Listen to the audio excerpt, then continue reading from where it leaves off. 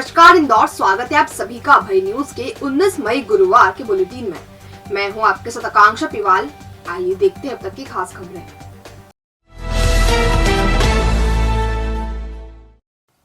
Fit रहेंगे तो hit रहेंगे, यह संदेश बीती रात 2 थानों के टीआई ने अपने डिपार्टमेंट के साथ उन लोगों को भी दिया जो अपने फिटनेस को लेकर लापरवाह हैं। दोनों टीआई सुनसान सड़कों पर मिल्खा सिंह की तरह दौड़ लगाते नजर आए, एक वर्दी में तो दूसरे ट्रैक सूट में। दोनों को आपस में रेस लगाते जिसने भी देखा वह देखता ही रह गया। दरअसल विजयनगर थाने के टीआई तहजीब काजी और खजराना थाने के टीआई दिनेश वर्मा अपने फिटनेस के लिए जाने जाते हैं। काजी को अक्सर ड्यूटी के दौरान ही एक्सरसाइज करते देखा जा सकता है। ऐसे ही एक वाक्य में विजयनगर चौराहे पर ही वार्म अप कर रहे काजी को देख खजराना थाने के टीआई दिनेश वर्मा ने गाड़ी रोक दी। उन्होंने काजी को फिटनेस चैलेंज देकर कहा, तुम ट्रैक सूट में दौड़ो, मैं वर्दी में दौड़ता हूँ। काजी ने भी इसे स्वीकार किया और फिर विजयनगर चौराहे से रसूमा चौराहे तक रेस लगाना तय हुआ। सिटी बसों के लिए बनी रेलिंग के अंदर की सड़क पर रेस हुई। 3 की गिनती पर दोनों ने दौड़ लगा दी। रेस खजराना टीआई वर्मा ने जीत ली। दौड़ का एक वीडियो सोशल मीडिया पर भी वायरल हो गया, जिसे लोग बेहद पसंद कर रहे हैं। महज 35 सेकंड के इस वीडियो में दोनों टीआई मिल्खा सिंह की तरह एक दूसरे को टक्कर दे रहे हैं। दरअसल दोनों टीआई अपने फिटनेस को लेकर चर्चा में रहते हैं। नौकरी के बीच ही एक्सरसाइज के लिए समय निकाल लेते हैं। बहरहाल इस वीडियो की व्यूअर्स जमकर तारीफ कर रहे हैं।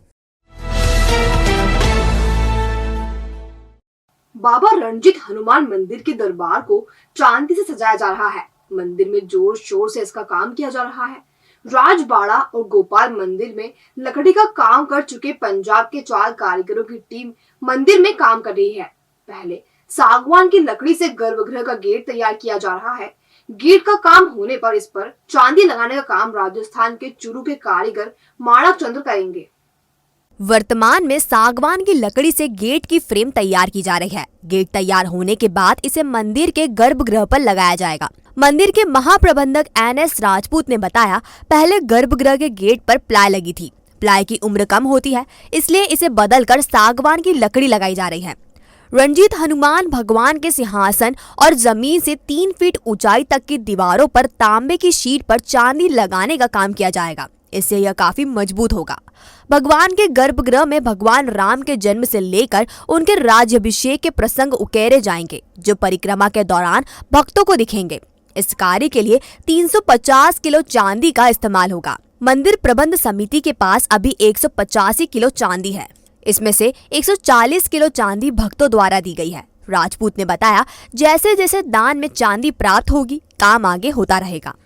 ये रंजीत हनुमान मंदिर का गर्भगृह का जो मुख्य द्वार है, उसको हम लोग चांदी का काम कर रहे हैं। उसको पूरा चांदी का बनाएंगे, जिसमें पहले लकड़ी का काम होगा। लकड़ी का काम पंजाब का कॉन्ट्रैक्टर हैं जो लकड़ी का बहुत स्पेशलिस्ट हैं, वो काम कर रहे हैं। चांदी का काम माणक चंद है चुरू राजस्थान के, उनके द्वारा कराया जा रहा है। कितने किलो चांदी इसमें लगभग इसमें अभी जो फर्स्ट फेज में तो लगभग 350 किलो लगेगी। उसके बाद जो पूरा इसकी तो मास्टर प्लान तैयार हो गया है, जैसे जैसे व्यवस्था होगी कंटिन्यू रहेगा काम। एक रिश्तेदार युवक ने अपनी ही रिश्तेदार युवती को हवस का शिकार बना लिया।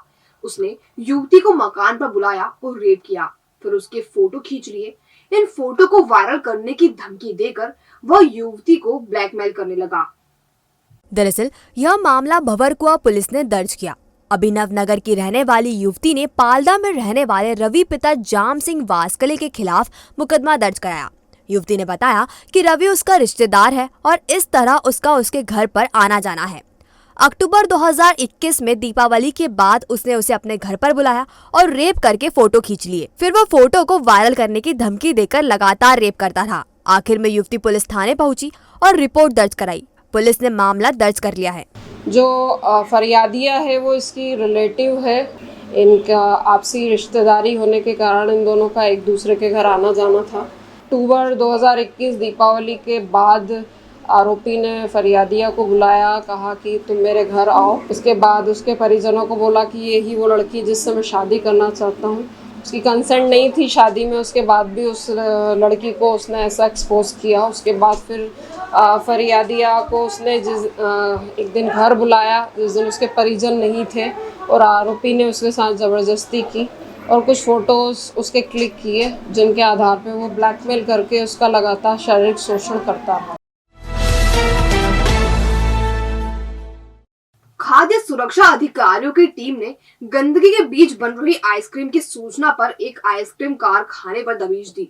यहाँ ना तो सुरक्षा का ध्यान रखा जा रहा था और ना ही सफाई का। इस पर टीम ने चंदन नगर थाने में प्रोपराइटर के खिलाफ शिकायत दर्ज करवाई है। दरअसल खाद्य विभाग को सूचना मिली थी कि चंदन नगर थाना क्षेत्र के बेबी डॉल आइसक्रीम कारखाने में गंदगी के बीच आइसक्रीम बनाई जा रही है। इस पर खाद्य सुरक्षा अधिकारियों ने दबिश दी तो काफी गंदगी मिली। टीम ने चंदन नगर थाने में प्रोपराइटर आरिफ पिता जैनुद्दीन के खिलाफ एफआईआर दर्ज करवाई। एक कल खाद्य सुरक्षा अधिकारियों की टीम ने दबिश दी थी, जहां एक आइसक्रीम पार्लर पर उन्होंने कार्रवाई की है, जिसमें वहां पर उन्होंने काफ़ी गंदगी और ये पाई है, जिसके लिए थाने पर आकर उन्होंने इस संबंध में एफआईआर करवाई थी, जिसमें आरिफ पिता जैनुद्दीन है, जो प्रोपराइटर है बेबी डॉल आइसक्रीम कंपनी दुकान का, उनके खिलाफ उनके द्वारा एफआईआर दर्ज करवाई गई। अच्छा, किस तरह की अनियमितता पाई गई थी? उसमें वहाँ पर काफ़ी गंदगी थी और जिस प्रकार से सुरक्षा इंतजाम व्यक्तियों की सुरक्षा के लिए जिस प्रकार से व्यवस्था रहती है वो नहीं थी। इस संबंध में उन्होंने उसमें कमियां पाई है खाद्य टीम ने, और उन्होंने उसके तहत मामला दर्ज किया। पिछले कई दिनों से शहर में हो रही अघोषित बिजली कटौती और बढ़े हुए बिजली बिल के विरोध में गुरुवार को कांग्रेस ने आंदोलन का शंखनाद कर दिया। उन्होंने पोलो ग्राउंड स्थित बिजली कंपनी के कार्यालय का घेराव किया और अधिकारियों को ज्ञापन भी सौंपा। पीसीसी अध्यक्ष कमलनाथ के निर्देश और शहर कांग्रेस के आह्वान पर सुबह कांग्रेस के कार्यकर्ताओं ने पोलो ग्राउंड स्थित बिजली कंपनी कार्यालय का घेराव किया। इस दौरान कार्यकर्ताओं ने प्रदेश की शिवराज सरकार पर जमकर निशाना साधा और नारेबाजी की।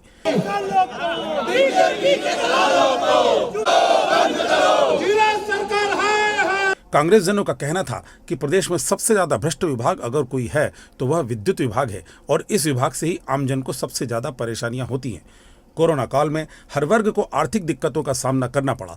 ऐसे में बढ़े हुए बिजली के बिल ने उनकी कमर ही तोड़ दी है। कांग्रेसियों ने विद्युत विभाग में हो रहे कामों में करोड़ों रुपए के भ्रष्टाचार होने का आरोप भी लगाया। इसके साथ ही उन्होंने अधिकारियों को ज्ञापन भी सौंपा। आदरणीय कमलनाथ जी ने तो पूरे प्रदेश के अंदर आंदोलन किया जा रहा है। आदरणीय विनय वागले ने तो आज इंदौर शहर में हमारे कांग्रेस के परिवार के सभी लोगों ने, सभी वरिष्ठ नेताओं, हमारे कार्यकर्ताओं, हमारे परिवार के लोगों से, महिलाओं, सब ने मिलकर प्रदर्शन किया है। ये तो सिर्फ एक उदाहरण है। कभी कांग्रेस नहीं मानती, सरकार नहीं मानती है तो उग्र आंदोलन किया जाएगा।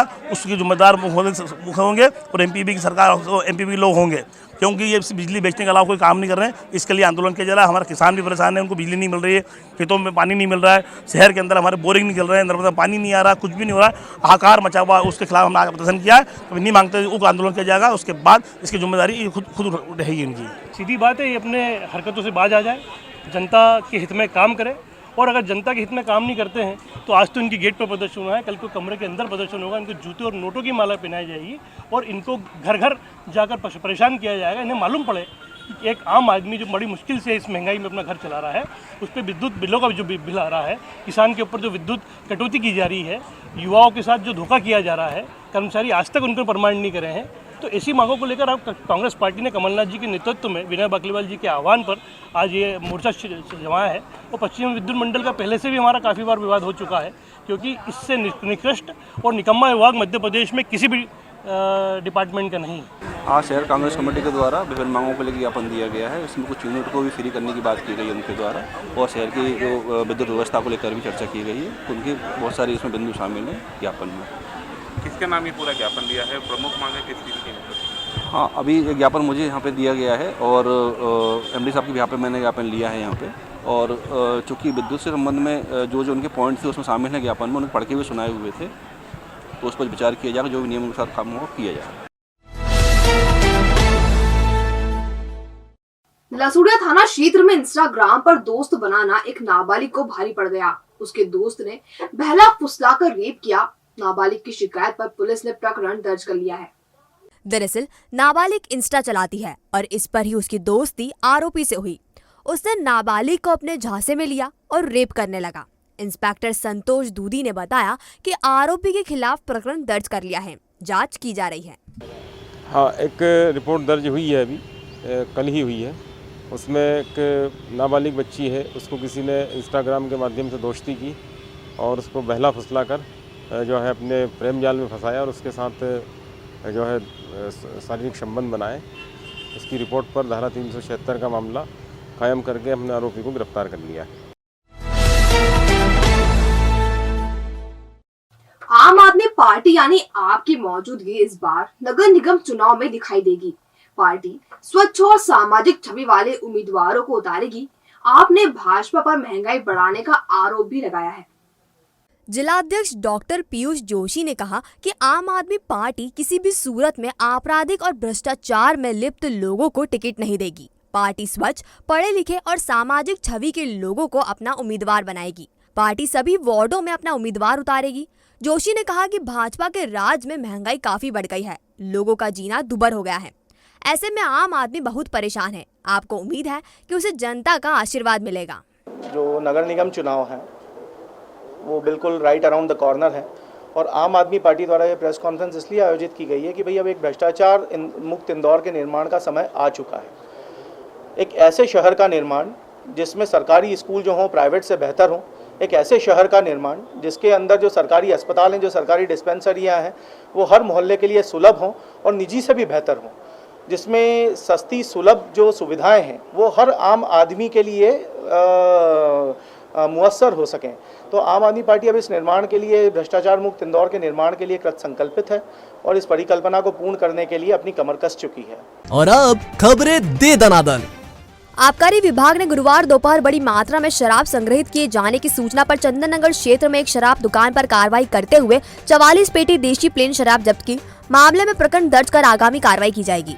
हमें सहायक आयुक्त माधव को ये सूचना मिली थी कि यहाँ पर प्रदाय क्षेत्र से भिन्न क्षेत्र की मदरा, देशी मदरा प्लेन संग्रहित है। उसी सूचना के आधार पर हम लोग यहाँ पहुँचे और यहाँ पे कार्रवाई की गई है। विधि अनुसार 44 पेटी जब्त की गई हैं और प्रकरण कायम किया गया। ये अभी प्रक्रियाधीन है, विवेचना में मालूम चलेगा उसमें कहाँ की थी। नहीं, दुकान अनगिनत परिसर है वो खुला है, शराब को ले जा रहे हैं, उसका प्रकरण कायम करके आगामी कार्रवाई की जाएगी। भंवरगढ़ थाना क्षेत्र के आईटी पार्क चौराहे पर जुपिटर से भोलाराम उस्ताद मार्ग जा रहे 78 वर्षीय लक्ष्मी नारायण गुप्ता निवासी रेवेन्यू नगर बंगाली चौराहा को बीती शाम ट्रक ने टक्कर मार दी, जिससे उनकी मौत हो गई। मृतक केंद्रीय स्कूल के रिटायर्ड प्रिंसिपल थे। पुलिस मर्ग कायम कर ट्रक चालक की तलाश कर रही है। ये आईटी पार्क चौराहे पे घटना हुई है कल करीब 4:30 बजे के आसपास और वे घर से कहीं बैठने जा रहे थे। बंगाली चौराहे रेवेन्यू नगर में घर है उनका, तो वहाँ से बैठने जा रहे थे भोलाराम उस्ताद सक्सेना जी के यहाँ, और रास्ते में ट्रक से उनका एक्सीडेंट हुआ और एक्सपायर हो गए। ये आईटी पार्क चौराहे पर अपने मोटर से, ये वाहन से थे अपनी जुपिटर से और भोलाराम उस्ताद मार्ग जा रहे थे। आईटी पार्क चौराहे पर ट्रक द्वारा एक्सीडेंट हो गया। क्या नाम था? लक्ष्मी नारायण। श्री रंजीत हनुमान मंदिर में दान पेटियों के खुलने का सिलसिला गुरुवार को भी जारी रहा। अब तक खुली 7 दान पेटियों से 12 लाख रुपए कैश और 1 किलो चांदी निकली है। 12 लोगों की टीम काउंटिंग के काम में लगी है। सभी दान पेटियों से मंदिर प्रबंध समिति को कितना दान प्राप्त हुआ, इसका आंकड़ा शुक्रवार को मिल सकेगा। अभी तक कल की जो हमारी काउंटिंग हुई थी करीब 7 पेटियाँ खुली थी, तो लगभग 12 लाख रुपए निकला है कैश, 1 किलो चांदी है और अभी कंटिन्यू है इसके काउंटिंग। आज शायद शाम तक कंप्लीट हो। कोविड के चलते रुका कुलकर्णी भट्टे के पुल का काम वर्तमान में तेजी से किया जा रहा है। नगर निगम आयुक्त प्रतिभा पाल ने बताया काम अभी फिनिशिंग स्टेज पर है। आगामी 10 से 12 दिनों में पुल और इसकी सर्विस रोड का काम भी हर हाल में पूरा कर लिया जाएगा। कुलकर्णी के भट्टा पुल का जो कार्य है वो लगातार चल रहा है, कार्य फिनिशिंग स्टेज में है और हम लोग अगले 10 से 12 दिन में वो काम पूरा खत्म कर लेंगे। ये भट्टा भी इस तरफ के शहर को सामने वाली तरफ से बहुत गंभीरता से जोड़ेगा और इस पुल का बहुत दिनों से ये काम रुका हुआ था, बहुत दिनों से काम स्लो हुआ कोविड की वजह से, लेकिन आने वाले 10 दिनों में हम लोग ये काम कंप्लीट कर लेंगे। इसकी न सिर्फ मेन पुल का काम बल्कि इसकी साइड की सर्विस लेन का काम भी लगभग कंप्लीट कर लिया गया है। शादी में शामिल होकर बाइक से अपने घर लौट रहे 16 वर्षीय रोहित पिता केसर रावत निवासी हीरापुर थाना हाटपिपलिया देवास की सड़क दुर्घटना में मौत हो गई। खुड़ेल थाना पुलिस ने पोस्टमार्टम करवाकर शव परिजनों को सौंप दिया। मामले की जांच की जा रही है। ये बच्चा कहीं शादी में गया, शादी से लौट के घर जा रहा था। इसका नाम रोहित पिता केसर रावत है, निवासी हीरापुर थाना हाटपिपलिया जिला देवास का रहने वाला है। ये अपनी बाइक से आशा खेड़े जा रहा था। अर्नाकुंड के आसपास पे इसका एक्सीडेंट हो गया है, जिसमें इसकी डेथ हो गई है। उम्र 16 साल है इसकी। बाणगंगा पुलिस ने डकैती की योजना बना रहे 6 लोगों को गिरफ्तार किया है। उनसे हथियार भी पकड़े हैं। इनके नाम अनीश उर्फ सनी, पिता समीर सोलंकी, दीपू वर्मा, अरुण यादव, अमित लोधी, अनुराग डाबर और एक नाबालिग को गिरफ्तार किया है। आरोपियों के पास से पुलिस ने धारदार हथियार बरामद किए हैं। आरोप है कि डकैती डालने के इरादे से सावेर रोड इंडस्ट्रियल एरिया में बैठे थे। कल रात्रि में हमारे को खबर मिली थी कि कुछ लड़के पूजा इंजीनियरिंग के सामने दीपमाला ढाबे के पास में कुछ ऐसी डकैती की योजना बना रहे हैं और उनमें चर्चा भी चल रही कि उस दिन माल नहीं मिल पाया तो आज ऐसा ऐसा करेंगे। तो उस पर तत्काल हमारे उपनिरीक्षक स्वराज डॉबी और जबर सिंह यादव ने 2-3 टीमें बना के इनको रवाना किया गया। वहाँ पे घेराबंदी की गई तो वहाँ पे 7 लड़के बैठे थे। दो तो भागने में कामयाब हो गए और 5 उसमें से पकड़ाए। फिर तो 5 जब लड़के पकड़ाए तो उसमें अनीस उर्फ सन्नी, पिता समीर सोलंकी, दीपू वर्मा और अमित, अरुण यादव और एक और लड़का है नाबालिग, ये लोग 5 लोग पकड़ा गए। तो उसमें 327 और 307 का एक मुकदमा अलग पहले से ही कायम है और फिर ये लोग डकैती की योजना में कल पकड़ा गए क्योंकि उसमें उनको पैसा नहीं मिल पाया तो ये फिर नई वारदात के उसमें फिराक में थे कल। इंदौर पुलिस ने धाकड़ नाम से एक शॉर्ट फिल्म बनाई है। वरिष्ठ पत्रकार राघवेंद्र बाबा ने इस फिल्म का निर्माण किया है। एडिशनल डीसीपी प्रशांत चौबे ने बताया कि छतरपुर थाने के सब इंस्पेक्टर नीलमणि ठाकुर और उनकी टीम ने फिल्म में भूमिका अदा की है। फिल्म की कहानी युवतियों की बहादुरी पर आधारित है और जो ये संदेश देती है कि छेड़छाड़ की स्थिति में डरने की बजाय मुकाबला किया जाना चाहिए। नहीं, ये मूवी शॉर्ट मूवी 6 मिनट की है। इसका शुभारंभ हरिनाम जारी मिश्र ने करा है। कल सैकड़ों लोग थे तादाद में और इतना भरा हुआ था, हॉल की जगह नहीं थी। खूब तालियां बजी, खूब गड़गड़ाहट हुई। हमको भी बहुत रिस्पांस मिला, मज़ा आया और आज सारे अखबार भरे पड़े हैं, हर अखबार में न्यूज़ है इसकी, बहुत चर्चा में। आजादी के अमृत महोत्सव में हेल्थ कैंप लगाया गया। नेहरू स्टेडियम में लगे शिविर में बड़ी संख्या में लोग परीक्षण कराने पहुंचे। सीएमएचओ डॉक्टर BS सेतिया ने बताया कि जिला स्तर से पहले ब्लॉक स्तर पर शिविर लगाए गए थे। आज जो जिला स्वास्थ्य मेला जो लगाया गया है, ये जिला स्तरीय 2 दिवसीय लगाया गया है। इसके पहले जो ब्लॉक स्तर पे मेले लगाए गए थे 18 तारीख से लेकर 23 तारीख तक सावेर में लगाया था, देपालपुर में लगाया था, मानपुर में लगाया था और हाथोद के में लगाया गया था। ये चारों कैंप में वहाँ के जो चिन्हांकित पेशेंट आए थे जो गंभीर बीमारियों के थे, उन्हीं के रेफरल के लिए आज यह जिला स्तर पे कैंप लगाया गया है कि वहाँ पर जो गंभीर बीमारियों के मरीज रहेंगे, यहाँ पर विषय के विशेषज्ञ जो है अलग अलग मेडिकल कॉलेज के, जैसे अरविंदो मेडिकल है, NT मेडिकल कॉलेज है, अपना इंडेक्स मेडिकल कॉलेज है, MGM मेडिकल कॉलेज है, यहाँ के विषय विशेषज्ञ के साथ साथ हमारे डॉक्टर्स जो जिला स्तर पे जो है पदस्थ, वो सारे लोग आए हुए हैं और लगभग 150 से ऊपर डॉक्टर्स हमारे अभी सर्विसेज यहाँ पर दे रहे हैं। तो आपने देखा अभय न्यूज का आज का बुलेटिन। अगर खबरों को लेकर आपके पास कोई फीडबैक हो तो हम तक जरूर पहुंचाएं। कल फिर मिलेंगे नए बुलेटिन के साथ। नमस्कार।